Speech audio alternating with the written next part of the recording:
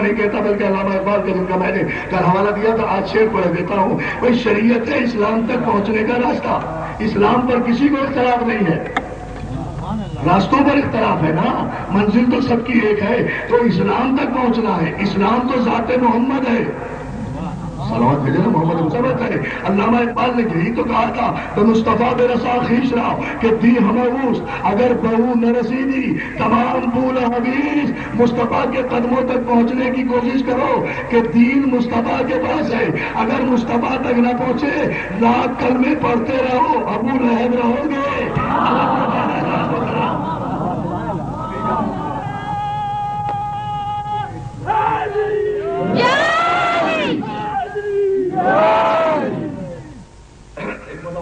محمد علی یہ بنیادی نقطہ نگاہ ہے، اسے دیکھنا چاہیے. تو دین کیا ہے؟ دین ہے مصطفیٰ تک پہنچنے کا راستہ. دین تو مصطفیٰ ہے، شریعت ہے مصطفیٰ تک پہنچنے کا راستہ. راستے کے نفاذ کی باتیں کر رہے ہو، بہت توجہ جان محترم. راستے کے نفاذ کی باتیں کر رہے ہو، منزل کا تذکرہ نہیں کرتے. راستے صلوات میں جناب محمد منزل کا تذکرہ نہیں کرتے. عزیزان محترم، شریعت تو اسی دن نافذ ہو گئی تھی جس دن دین مکمل ہوا تھا.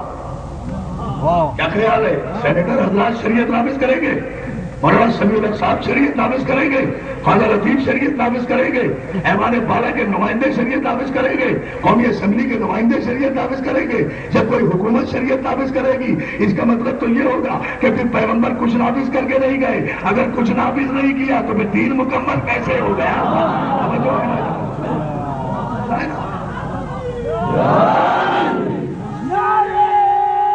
تو دیکھنا چاہیے، اور کرنا چاہیے آپ کیا نافذ کر رہے. اور تاریخی جملہ آج کا عزیزان محترم، کیا نافذ کرنے چلے ہیں؟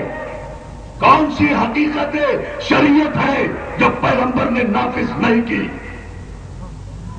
پیغمبر نے تو شریعت بھی دی تھی، نظام بھی دیا تھا، انتظام بھی دیا تھا. اب اگر آپ کی سیاسی مصلحتیں غدیر خم کو بھی بھول گئی، ممبر کو بھی بھول گئی، مولا کو بھی بھول گئی، خود میں صلوات علی محمد علی محمد پر.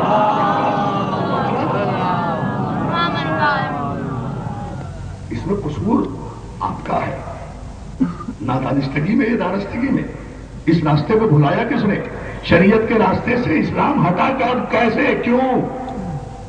سوال یہ اب آپ دوبارہ جو شریعت نافذ کر رہے ہیں تو یہ شریعت اکھڑی کہاں سے؟ جو ری بلڈ کر رہے ہیں آپ، ریکنسٹرکٹ کر رہے ہیں. سلامات بھیجے نا میں آج کر رہا ہوں. یہ نوبت آئی کیوں؟ یہ نتیجہ آیا کیوں؟ یہ آپ کہاں سے اور کس بنیاد پر؟ آخر پہلے اس کا پس منظر تو بتائیے کہ یہ پیغمبر تو شریعت دے کر گئے تھے، یہ شریعت غائب کہاں ہو گئی درمیان میں؟ اور 1400 برس کے بعد پھر یہ شریعت آئی کیسے؟ کوشش کیسے کی جا رہی ہے؟ پہلے اس درمیان کے سارے راستے کے وجوہات بیان کرو کہ شریعت کی سب سے پہلے خلاف ورزی کس نے کی، کیوں کی، کن حالات میں کی. پہلے اسے اسلام سے خارج کرو پھر شریعت لاؤ. نتیجے دیکھیں عزیزان محترم. پہلے آپ اس مجرم کو تلاش کریں کہ جس نے شریعت پر سب سے پہلے ملوکیت کی ضرب لگائی. میں اس سے زیادہ تو کہہ نہیں سکتا کچھ وقت. آپ توجہ فرمائے نہ فرمائے، خطاب عالم اسلام سے ہے، سوال ملت کے ٹھیکیداروں سے ہے، بات تاریخ کے حوالے سے کر رہا ہوں اور پوری ذمہ داری سے کر رہا ہوں. عزیزان محترم اس پر غور کریں. پہلے شریعت پر ملوکیت کی ضرب کس نے لگائی؟ پہلے شریعت کے قانون کو توڑا کس نے؟ آپ آسان یہ شہادت گئے الفت میں قدم رکھنا ہے. لوگ آسان سمجھتے ہیں مسلمان ہونا. عزیزان محترم نسلیں مشکوک ہو جائیں گی. تاریخ کے پورے پس منظر میں اگر جاؤ گے اس بات کو ذہن میں رکھو. اس طرح نہیں ہر جارحیت کو جہاد قرار دیتے رہے، بادشاہت کو ذل الہی کا لباس پہناتے رہے، ملوکیت کے قصیدے پڑھتے رہے. زندگی گزر گئی، عمر ساری تو کٹی، عشق بتا میں غالب، آخری وقت میں کیا خاک مسلمان ہو گئے. مشکل کام ہے. میں بڑے اعتماد کے ساتھ، بڑے کانفیڈنس کے ساتھ، مجھے کوئی پریشانی نہیں ہے شریعت کے مسئلے پر، اس لیے کہ میں جانتا ہوں کوئی شریعت نہ نافذ ہوگی نہ کوئی نافذ کرانے میں دلچسپی رکھتا ہے. اگر کسی کو شریعت کو نافذ کرانے میں دلچسپی ہوتی تو 1400 برس ایسے ہی بغیر شریعت کے نہ گزر جاتے. 1400 برس بغیر شریعت. صلوات بھی دینا محمد علیہ. ہم خوب جانتے ہیں اس انداز کو، ہمیں خوب علم ہے، ہم خوب سمجھتے ہیں. ایک مثال دیتا ہوں، خدا کرے، میں تو آج ایک عجیب سی بات کہہ رہا ہوں، اللہ کرے شریعت نافذ ہو جائے. ہم پہ تو کوئی فرق پڑتا نہیں، ہم نے کوئی ایمرجنسی میں کلمہ تو پڑھا نہیں جو ہمارا ایمان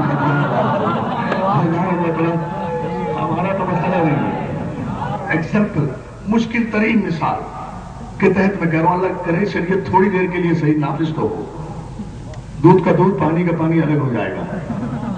ایک دن کے لیے شریعت نافذ تو ہو، اس لیے کہ شریعت کا نفاذ کوئی معمولی مسئلہ نہیں ہے. آگلا کا مقدمہ، آیت، تاریخ کے حوالے سارے اٹھا کر دیکھائیں شریعت کتنی سخت چیز ہے. مقدمہ آیا ایک شرابی کا کہ اس نے شراب پی ہے، دربار خلافت راشدہ میں مقدمہ آیا، خلیفہ راشد نے حد جاری کی. بہت توجہ دار محترم، بادشاہ نے، حکمران نے حد جاری کی اسلامی حدود کے مطابق کہ شرابی کو اتنے کوڑے مار دیے جائیں. بڑی توجہ، شرابی کو شریعت کے مطابق اتنے کوڑے مار دیے جائیں. اس نے اپنا جرم کا اقرار بھی کیا، ہاں میں نے یہ جرم کیا ہے، عدالت بھی لگی، شریعت کے تحت حد بھی جاری ہو گئی. لیکن جب فیصلہ سنا چکے قاضی تو اس شرابی نے کہا کہ جب اسلامی دفعات پر عمل ہو رہا ہے تو پھر ایک بات مجرم کی بھی سن لو کہ اسلامی شریعت میں شرابی کو کوڑے وہ مارے جس نے خود کبھی شراب نہ پیا. جو ہے اعلان مجرم نے اعلان کر دیا، بھری عدالت کو گنگ کر دیا. اس شرابی کو کوڑے وہ مارے جس نے خود کبھی شراب نہ پی ہو، فیصلہ وہ کرے جس نے خود کبھی کسی زمانے میں اس جرم کا ارتکاب نہ کیا ہو. دربار پہ سناٹا جاری ہو گیا، شریعت رکی کی رکی رہ گئی، حدود معلق ہو گئے. توجہ جملہ دے رہا، وہ حدود جو جاری ہو رہے تھے، جو نافذ ہو رہے تھے، معلق ہو کر پوری توجہ معلق ہو کر رہ گئے. شریعت رکی رہی. شبلی نعمانی نے لکھا، جو بہت بڑے سیرت نگار ہیں مسلمانوں کے، انہوں نے لکھا کہ ابھی یہ سکوت کا عالم طاری تھا کہ ناگہان دربار حکومت میں ابو طالب کا بیٹا علی اپنے بڑے بیٹے حسن کے ساتھ دربار میں آئے. مجمع پہ خاموشی دیکھی، پوچھا کیا بات ہے، کیوں پریشان بیٹھے ہو؟ سب نے کہا یا علی بڑی مشکل میں مجرم نے ڈال دیا. مجرم نے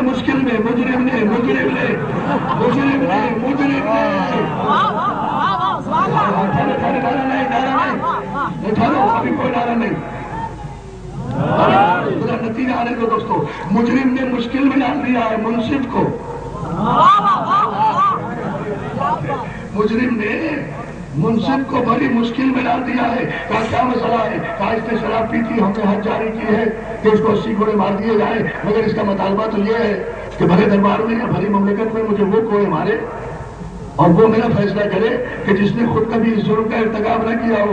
بے ساختہ بغیر کوئی لمحہ ضائع کیے ہوئے علی نے مجرم کی طرف دیکھا، دربار کی طرف دیکھا، شبلی لکھتے ہیں عدالت کی طرف دیکھا اور کہا حد ہم جاری کرتے ہیں، بیٹا حسن کوڑے تم مارو.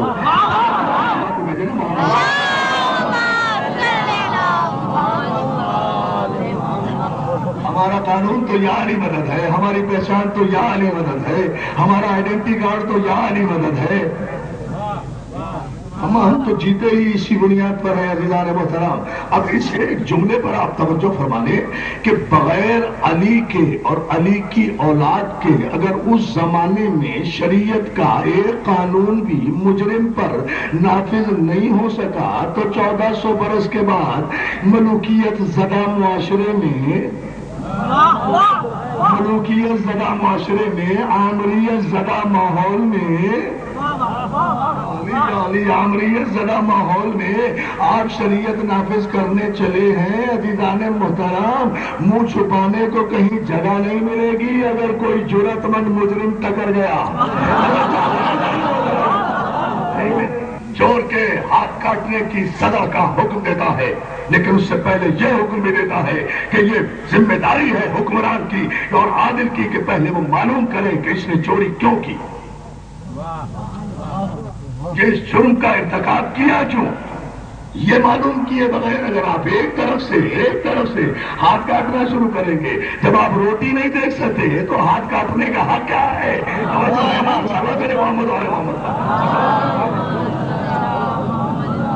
اسلام وحشت کا مذہب نہیں ہے، اسلام بربریت کا مذہب نہیں ہے، اسلام ظلم و تشدد کا مذہب نہیں ہے، اسلام رحمت للعالمین کا دین ہے، اسلام رحمت للعالمین کا دین ہے، جس نے بقول جوش ملی آبادی کے ایسے رسول کا دین ہے یہ کہ انچ اللہ جانے کون سمجھے گا یہ جوش کا شعر مگر میں کہہ رہا ہوں، انچ کو ایسا بنا دامان مریم کر دیا، سرخ شولوں کو نچوڑا موجے یم کر دیا۔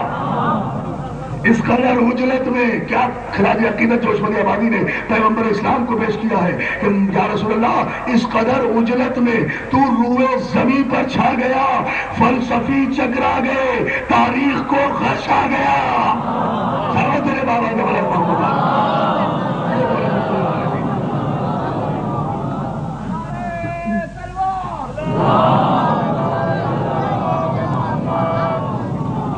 اسلام نے عزیزان محترم نظام بھی دیا، انتظام بھی دیا، دین بھی عطا کیا، شریعت بھی عطا کی، راستہ بھی عطا کیا۔ ایسے مسئلہ نہیں چلے گا۔ شریعت جب نافذ ہوگی تو اس میں مصلحتیں نہیں ہوں گی کہ دودھ بھی پیارا، دودھ بھی پیارا، قسم کس کی کھائیں۔ اللہ ایسے یہ مصلحتیں نثار دے نا محمد یہ مصلحتیں نہیں چلیں گی، یہ پیمانہ نہیں ہوگا۔ شریعت تو شریعت ہے، قانون تو قانون ہے۔ بہت توجہ دار بکرام۔ اور اب ایک جملے پر میں آپ کی توجہ چاہتا ہوں، پیغمبر اسلام کا متفقہ قول ہے جسے پوری ملت نے نقل کیا ہے اور اکابر صحابہ کرام نے روایت کیا کہ سرکار، اور مشکات شریف میں یہ موجود ہے کہ سرکار رسالت پاک نے فرمایا اقضاکم علی، میری امت میں سب سے بہتر فیصلہ کرنے والا علی، سب سے بہتر۔ اقضا قاضی نہیں، اقضا جسٹس نہیں، چیف جسٹس، عدالت کا نہیں، محمد ورلڈ کا۔ سلامات بھیجے محمد علیہ محمد کا، ایک کسی مخصوص عدالت کا نہیں، مکمل محمد ورلڈ کا، اسلامک ورلڈ کا، جہاں بھی دائرہ اسلام ہے 90 کروڑ مسلمانوں میں، پیغمبر اسلام نے فرمایا کہ ان سب میں بہتر فیصلہ کرنے والا علی۔ اور علی کے فیصلے ماضی میں رہے بھی ایسے ہیں کہ علی نے تو بڑے بڑے فیصلوں کو مسترد کیا ہے مگر علی کے فیصلے کو کسی نے مسترد نہیں کیا۔ توجہ۔ معصوم اگر تلوار اٹھاتا ہے تو صرف اپنے دفاع میں تلوار اٹھاتا ہے تو، اور سیلف پروٹیکشن کا حق تو یہ تو بین الاقوامی قانون ہے، اسے تو آپ کچھ کہہ ہی نہیں سکتے جان محترم۔ اپنے تحفظ کے لیے اگر گھر پر ہی کوئی حملہ کرنے کے لیے آ جائے اپنے اوپر تو جو کچھ بھی آپ کر سکتے ہیں وہ رجسٹ تو کریں گے نا، وہ دفاع کا حق تو، وہ ڈیفنس کا حق تو آپ کو حاصل ہے، لیکن بڑھ کر حملہ کرنے کا حق اسلام نے نہیں دیا۔ دفاع کیا، اب اگر دفاع ہی سے کفر دفاع ہو گیا تو یہ الگ بات، سوال میرے محمد علیہ محمد کا، اگر دفاع ہی سے اس مسئلے پر ملت کو خصوصیت کے ساتھ غور کرنا چاہیے۔ بات جذبات کی نہیں ہے، بات احساسات کی نہیں ہے۔ میں نے کل بھی کہا تھا یہ شریعت دل کا مسئلہ کوئی سیاسی مسئلہ، ہم یہ سیاسی مسئلہ نہیں سمجھتے، یہ قطعاً مذہبی مسئلہ ہے، ہماری زندگی اور موت کا مسئلہ بھی ہے، نظریہ پاکستان کا مسئلہ بھی ہے، قرارداد پاکستان کی زندگی کا مسئلہ بھی ہے، قائد اعظم کے افکار کا مسئلہ بھی ہے، علامہ اقبال کے خطبوں کا مسئلہ بھی ہے۔ بہت سے مسائل پر میں کل گفتگو کر چکا ہوں، دہرانا نہیں چاہتا، دامن وقت میں اتنی گنجائش نہیں ہے۔ اسے سنجیدگی کے ساتھ غور کرنا چاہیے اور فکر کرنا چاہیے۔ جہاد کا فلسفہ یہ ہے عزیزان محترم کہ اگر کوئی کسی صورت میں ماننے پر تیار نہیں ہے اور گھر پر مدینے پر چڑھائی کرنا چاہتا ہے یا مکے پر حملہ کرنا چاہتا ہے تو سرحد مکہ پر روک دو، سرحد مدینہ پر روک دو، وہیں جا کر جتنی بھی جنگیں لڑی ہیں اندرون شہر نہیں لڑی پیغمبر اسلام نے، جتنی بھی دفاعی جنگ، اب وہ اب محاورے میں جنگی آئے گا استعمال، لیکن جب دفاعی کہہ رہا ہوں تو پھر وہ جہاد ہے۔ صلوات بھیجے آپ سننے میں توجہ فرمائیں، جتنے بھی سرکار خطیب مطلق نے جہاد فرمائے ہیں عزیزان محترم، وہ سب کے سب دفاعی ہیں، کہیں تلوار نہیں اٹھائی گئی۔ اور پھر میں عرض کر چکا پرسوں کی مجلس میں کہ فتح مکہ تو سب سے بڑی دلیل ہے نا، سارے جان کے دشمن گرفتار ہیں، سارے قاتل گرفتار ہیں، سارے لٹیرے گرفتار ہیں، سارے اذیتیں دینے والے مجرم